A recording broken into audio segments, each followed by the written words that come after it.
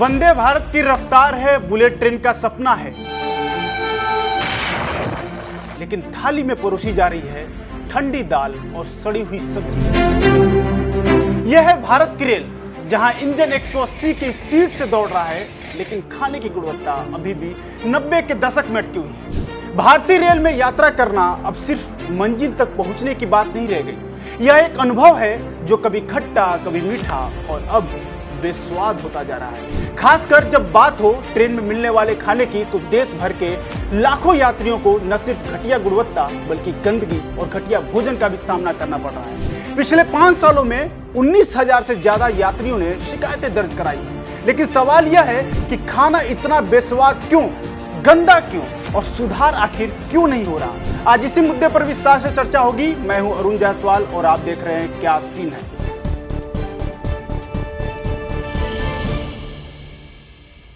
बेस्वाद थाली और गंदा खाना, रेल सफर में अब सिर्फ मंजिल नहीं, भूख भी सजा बनती जा रही है। भारतीय रेल में यात्रा करना एक समय गौरव की बात मानी जाती थी। देश के एक कोने से दूसरे कोने तक का सफर ट्रेन के जरिए करना न सिर्फ आरामदायक था, बल्कि ट्रेन में मिलने वाला खाना, चाय और सफर के अनुभव का एक अहम हिस्सा भी था। लेकिन अब वही अनुभव लाखों यात्रियों के लिए एक भारी निराशा में बदलता जा रहा है। क्या वजह है? वजह है ट्रेनों में मिलने वाला बेस्वाद, ठंडा और गंदा खाना, जिसकी शिकायतें अब रिकॉर्ड स्तर तक पहुंच चुकी हैं। यह कोई तुक्का नहीं है, बल्कि सरकारी आंकड़े हैं जो ये तस्वीर पेश कर रहे हैं। दरअसल हाल ही में राज्यसभा में एक प्रश्न के उत्तर में रेल मंत्री अश्विनी वैष्णव ने बताया कि पिछले 5 वर्षों में रेल खान पान को लेकर कुल 19,427 शिकायतें दर्ज कराई गई हैं। यह संख्या न केवल चौंकाने वाला है, बल्कि यह रेलवे के खान पान विभाग और संबंधित सेवा प्रदाताओं की विफलता की ओर इशारा करती है। साल दर साल आंकड़ों पर नजर डालें तो एक और चिंताजनक तस्वीर सामने आती है। जहां साल 2020-21 में सिर्फ 253 शिकायतें दर्ज थी, वही साल 2023-24 में यह संख्या 7,026 तक पहुंच गई और साल 2024-25 की शुरुआत से अब तक 6,645 शिकायत दर्ज हो चुकी हैं। यानी अगर यही रफ्तार रही तो इस साल शिकायतों के सभी पुराने रिकॉर्ड टूट सकते हैं। हालांकि रेल मंत्रालय का दावा है कि इन शिकायतों पर त्वरित यानी कि तुरंत कार्रवाई की गई, जैसे कि 3,137 मामलों में जुर्माना, 9,627 बार चेतावनी और 4,467 बार विक्रेताओं को समझाइश दी गई यानी कि चेतावनी दी गई। और इसके अलावा 2,195 शिकायतों को मौके पर ही सुलझा लिया गया। लेकिन यह सब होते हुए भी शिकायतों में लगातार बढ़ोतरी रेलवे की कार्रवाई बनाम असर की गंभीर खाई को उजागर करती है, क्योंकि ठेकेदार वही हैं, खाना वही है और गलती पर क्या मिल रहा है? सिर्फ और सिर्फ चेतावनी। दरअसल रेल मंत्री ने बताया कि खान पान सेवा की निगरानी के लिए रेलवे ने IRCTC के माध्यम से 20 निजी सेवा प्रदाताओं को ठेके दे रखे हैं, जो वंदे भारत, शताब्दी, राजधानी जैसे लंबी दूरी के ट्रेनों में भोजन उपलब्ध कराते हैं, जिनका संचालन देश के विभिन्न बेस किचन से होता है। और इनकी निगरानी के लिए तकनीक यानी कि टेक्नोलॉजी का भी इस्तेमाल किया गया है, जैसे कि CCTV कैमरे, खाद्य निरीक्षकों की तैनाती यानी कि जो खाने पीने की सामग्री है उसका निरीक्षण करने वाले लोग भी इसके लिए रखे गए हैं। साथ ही ऑनबोर्ड सुपरवाइजर और नियमित भोजन परीक्षण के लिए भी लोगों को तैनात किया गया है। लेकिन सवाल यह है कि अगर इन सभी निगरानी उपायों को लागू किया गया है तो फिर यात्रियों को शिकायत करने की जरूरत क्यों पड़ रही है? क्या ये व्यवस्थाएं सिर्फ कागज पर हैं? क्या उन पर अमल नहीं हो रहा है, या फिर ठेकेदारों को पता है कि उन्हें केवल चेतावनी मिलेगी, सजा नहीं मिलनी है? रेल मंत्रालय ने खुद स्वीकार किया है कि अब तक केवल एक बार यानी कि साल 2021 में किसी सेवा प्रदाता या फिर आप ऐसा कह लें कि ठेकेदार, उनका लाइसेंस रद्द किया गया है। जब लाखों यात्रियों की सेहत और अनुभव दांव पर हो, तब ऐसी ढील न केवल अस्वीकार है बल्कि खतरनाक भी है और साथ ही साथ यात्रियों के स्वास्थ्य के लिए बहुत ही ज्यादा खतरनाक है। अब सवाल खाने की गुणवत्ता के साथ साथ उसकी कीमत का भी है। ट्रेन में यात्रियों से ब्रेकफास्ट, लंच और डिनर के नाम पर 70 से 250 रुपए तक वसूले जाते हैं। और सेवा कीमत की अगर बात करें तो इनका जो अनुमानित रेट है, ब्रेकफास्ट के लिए 70 से 90 रुपए और लंच और डिनर के लिए जो खासतौर से स्लीपर क्लास है उसमें 120 रुपए से 150 रुपए और वंदे भारत और राजधानी के AC कोच में 200 रुपए से 250 रुपए तक वसूले जाते हैं। और इतनी कीमत चुकाने के बाद अगर यात्रियों को ठंडा दाल, अधपकी रोटी और सड़ी हुई सब्जी या बदबूदार चावल परोसे जाएं तो यह सिर्फ धोखा नहीं बल्कि यात्रियों की गरिमा के साथ खिलवाड़ है, उनके स्वास्थ्य के साथ खिलवाड़ है।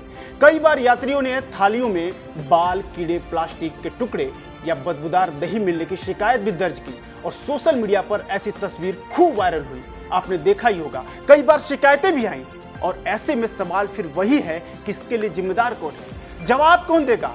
बढ़ती हुई शिकायतें और घटती सेवा के बीच जनता के बीच ऐसे कई सवाल हैं जो सीधे जनहित से जुड़े हुए हैं, जैसे कि जब ट्रेनें वंदे भारत, अमृत भारत और बुलेट ट्रेन की स्पीड से दौड़ रही हैं तो खान पान की गुणवत्ता उसी स्पीड से क्यों नहीं सुधर रही। जब हर यात्री से खाना खरीदवाया जा रहा है तो उसकी गुणवत्ता सुनिश्चित करना किसकी जिम्मेदारी है, आईआरसीटी, ठेकेदार या रेलवे मंत्रालय की, ये सोचना होगा।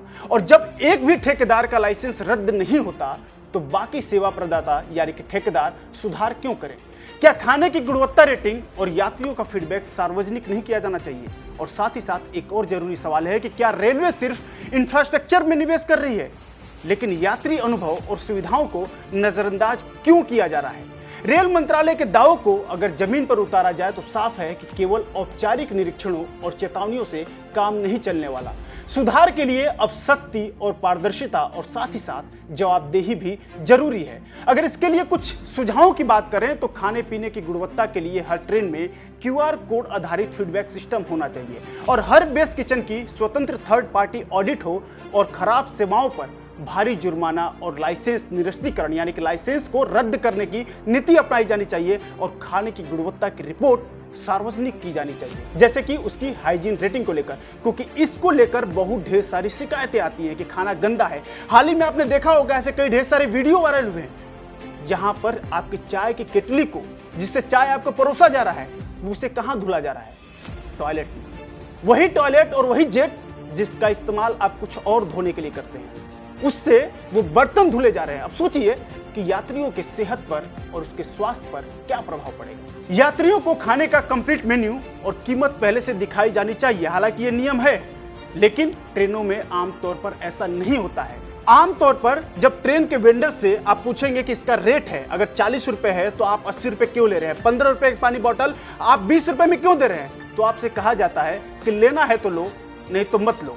कई बार आपने ऐसे व्यवहार का अनुभव किया होगा जिसमें पानी से लेकर खाने तक का अधिक रेट लिया जाता है और ऐसे कई वीडियो सोशल मीडिया पर वायरल भी होते हैं। इसमें से एक छोटा सा वीडियो हम भी आपको दिखाते हैं, देखिए। कितने की है? तो इसमें तो 15 ही लिखे हुए हैं, तो 20 काहे के ले रहे हो आप?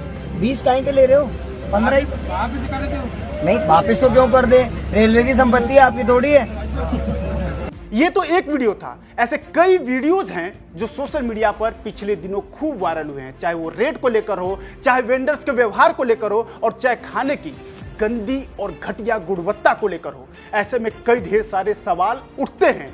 तो कुल मिलाकर सबसे जरूरी सवाल यही है कि जब सफर शानदार हो तो थाली शर्मनाक क्यों।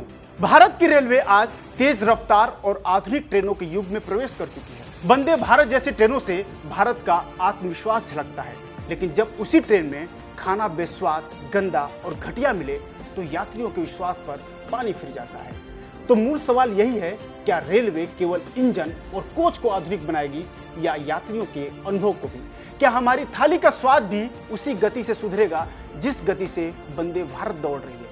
अब वक्त सिर्फ चेतावनियों और जुर्मानों का नहीं, ठोस बदलाव का है, क्योंकि जब हर टिकट के साथ थाली का भी भुगतान हो रहा है तो हर यात्री को अच्छा, साफ और स्वादिष्ट खाना मिलना उसका अधिकार है, यह कोई रेलवे की मेहरबानी नहीं।